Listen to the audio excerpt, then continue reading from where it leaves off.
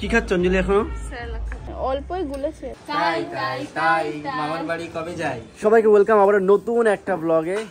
আজকে সকালবেলায় ঘুম থেকে উঠে গেছি সবাই আমরা।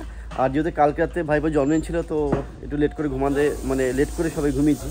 তো এখন ঘুম থেকে উঠে ফ্রেশ হয়ে গেছি আমরা। আর তার সঙ্গে সঙ্গে আমাদের অব্রকে নিয়ে এসেছি। অব্র আছে বাবার কাছে, রোদ্দুরে এখানে খেলা করছে। আর আমরা ভাত খেতে বসবো।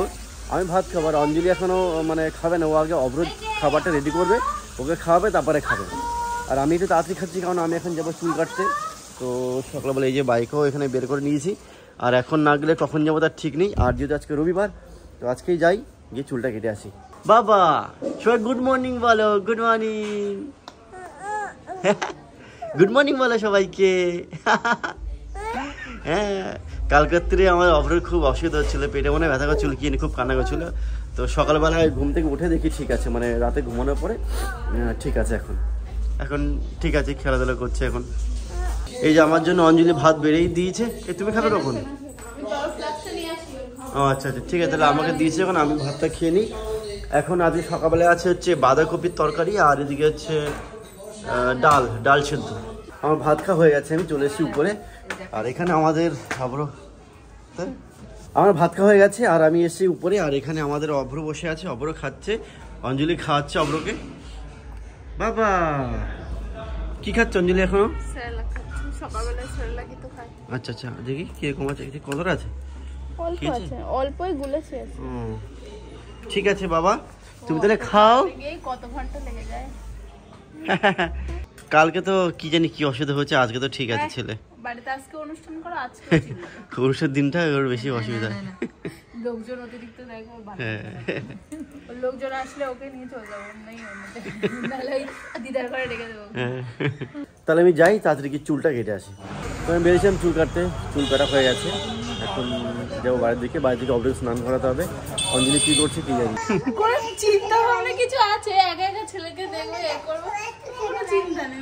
চুল কাটছিলাম না দিন। এই যে ভাইকে একা দিই তো। বাবা প্রচন্ড খিদে পেয়েছে, কখন খায় না। বাবা বাবা তাই মামার বাড়ি কবে যাই? মামার বাড়ি?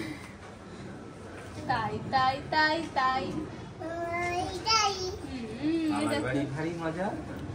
এখন রাত্রির হয়ে গেছে আর সারাদিন কিছু রেকর্ড করা হয়নি, দুপুর সময় ঘুমিয়ে পড়েছিলাম।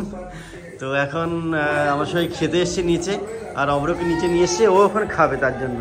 এখন আপাতত বাবার কোলে রয়েছে। আর এখন অঞ্জলি ভাত বাড়ছে, তার আগে অব্রকে একটু খাইয়ে দেবে, ওখানে খাইনি, রাতের বেলা একটু খাবে, খেয়ে তারপরে আমরা সবাই উপরে চলে যাবো।